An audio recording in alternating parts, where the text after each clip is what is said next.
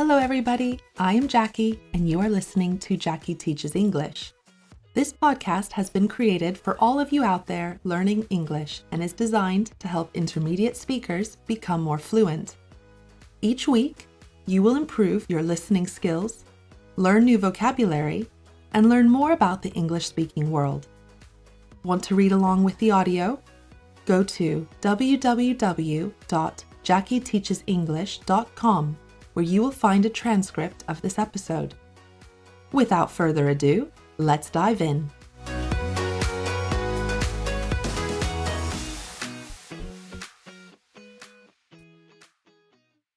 Hello everyone, and welcome back to another episode of Jackie Teaches English.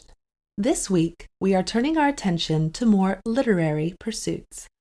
One of the aims of my podcast is to share the culture and history of the English-speaking world, and being a real bookworm, I certainly want to share with you some of the most celebrated authors of the English language. And who better to start with than my absolute favorite author of all time, J.R.R. Tolkien.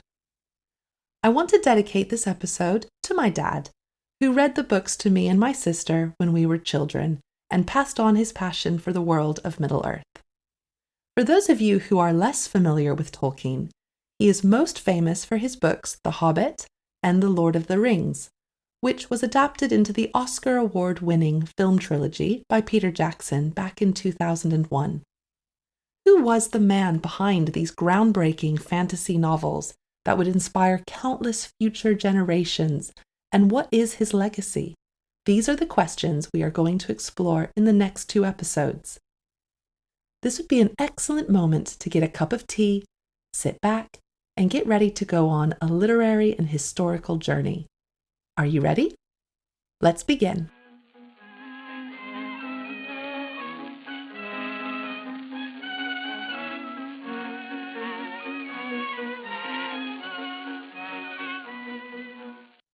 John Ronald Reuel Tolkien was born on the 3rd of January, 1892, in the town of Bloemfontein, in what is now the Republic of South Africa. His parents were Mabel and Arthur Tolkien. Both originally from England, the couple had moved to Bloemfontein when Arthur was promoted to be the head of the bank there. The happy couple welcomed baby John Ronald into the family, followed by another son, Hilary, who was born 2 years later in 1894.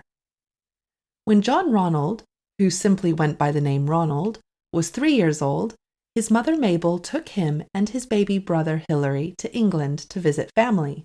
His father, Arthur, had planned to join them, but unfortunately fell ill and died suddenly of rheumatic fever. Mabel was left a widow and found herself in England with 2 young boys to support without any income. She went to live with her parents in a suburb of Birmingham, and later moved to the quaint and rural village of Sarehole. Ronald and Hilary spent their childhood exploring the countryside and enjoying the natural wonders of rural England. They picked blackberries and mushrooms, played around Sarehole Mill and the farms. Tolkien later wrote that he had a particular love of the central Midland English countryside, good water, stones, and elm trees, and small, quiet rivers. If you are familiar with his books, it will not surprise you to know that he based the Shire, the peaceful area where hobbits lived, on this part of England. The children were homeschooled by their mother Mabel, who was extremely educated and able. She was described by Ronald much later in his life as a gifted lady of great wit and beauty, and she heavily influenced his education and interests.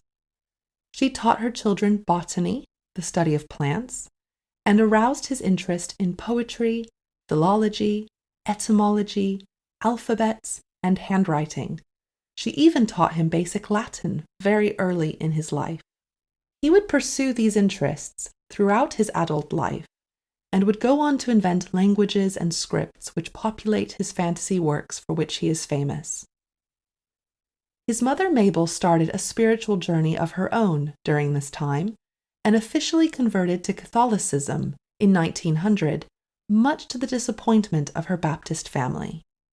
In fact, her family cut her off completely, taking away all financial support she had.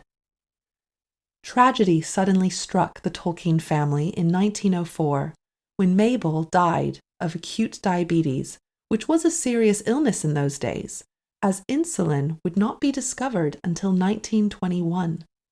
She was only 34 years old. Ronald had lost both his parents at the young age of 12. In her will, Mabel had left her sons under the care of her close friend and religious mentor, Father Francis Morgan, as she wanted her boys to be brought up as good Catholics. Unfortunately, the boys couldn't live with Father Morgan, so had to stay in various boarding houses in Birmingham. The loss of his mother didn't stop Tolkien from pursuing an education. He got a scholarship at King Edward's School and threw himself into his studies and athletics. He was very passionate about sport and was a member of the swimming team and the rugby team. In addition, Ronald enjoyed participating in debates and dramatic productions. However, his love of languages, inspired by his mother, never left him. He had been making up languages from an early age and even taught himself Esperanto. In 1911, while still attending King Edward's School, he co-founded a semi-secret society with 3 other students. This was the TCBS, which stood for the Tea Club and Barovian Society. Their club was so named for their fondness of drinking tea together at a nearby department store, and sometimes in secret, even in the school library. The boys all had different passions and interests. Rob was an aspiring architect. Chris was a capable mathematician and musician. Geoffrey was a lover of literature. However, the group shared a vision to use their individual talents to shape a better world, and the core group of members would remain close friends of Tolkien even after leaving school. Another very important person came into Tolkien's life when he was 16 years old. He met Edith Mary Bratt when he and Hilary moved into a boarding house where she was also staying. The two had plenty in common. They were both orphans, looking for affection, and enjoyed practical pranks. During that fateful summer of 1909, they fell in love. The only problem was that Father Morgan, Ronald's legal guardian, didn't approve of the relationship, as Edith was Protestant. He forbade Tolkien from meeting with her, talking to her, or having any correspondence with her at all until he turned 21. Tolkien obeyed. In 1911, Tolkien went on a trip that would leave a great impression on him. He traveled to Switzerland. He recollected in a letter he wrote in 1968 that Bilbo's journey across the misty mountains in The Hobbit was inspired by that very trip. He was in awe of the dramatic landscapes and the snow-topped mountains which would feature in his later works. Later that year, Tolkien began his university career and studied at Exeter College in Oxford. He initially studied classics, but naturally began to gravitate towards German philology and the languages of Northern Europe. He was passionate about the history of the English language and learned Old and Middle English along with Old Norse. Already at this time, there were the first signs of his works to come. He created poems and paintings, revealing hints of an elvish fantasy world that he kept just for himself. All this time, the young, romantic Tolkien had never forgotten Edith Bratt. On the eve of his 21st birthday, he wrote a letter to her declaring his love and asked her to marry him. The only problem? Edith had given up on her romance with Tolkien, believing that he didn't care for her after all this time, and had already agreed to marry someone else. Tolkien wasn't ready to give up all hope. In January of 1913, he traveled to Cheltenham and met up with Edith. The two walked in the countryside and talked. By the end of the day together, Edith agreed to marry him and had to break off her engagement with her fiancé. They would have a long engagement, as Tolkien first needed to finish his studies. Unfortunately, Britain entered World War I a year and a half later, in August of 1914. Tolkien didn't volunteer immediately, but deferred until he finished his degree. This was met with much criticism and scorn from his family. Later, Tolkien would write that it was hard to be a young man with too much imagination and little physical courage. Despite the pressure he felt, he passed his finals and graduated with honors in 2015. No surprise there. He was soon after commissioned as a temporary second lieutenant in the Lancashire Fusiliers and trained for 11 months. In March of 1916, Ronald and Edith were married, and Tolkien would later express admiration for his wife's willingness to marry a man with no job, little money, and no prospects except the likelihood of being killed in the Great War. The newlyweds didn't have much time together before Tolkien was sent to war. On the 2nd of June, 1916, Tolkien received a telegram to report to Folkestone to travel to France. Ronald and Edith spent the night before his departure at the Plough and Harrow Hotel in Birmingham. Ronald would later write that junior officers were being killed off a dozen a minute. Parting from my wife then, it was like death. Tolkien found himself commanding enlisted men taken from the working classes. They came from mining, milling, and weaving towns of Lancashire, and he felt a great affinity towards them. However, he wasn't allowed to form friendships with them, which he found very difficult. He later said, "The most improper job of any man is bossing other men.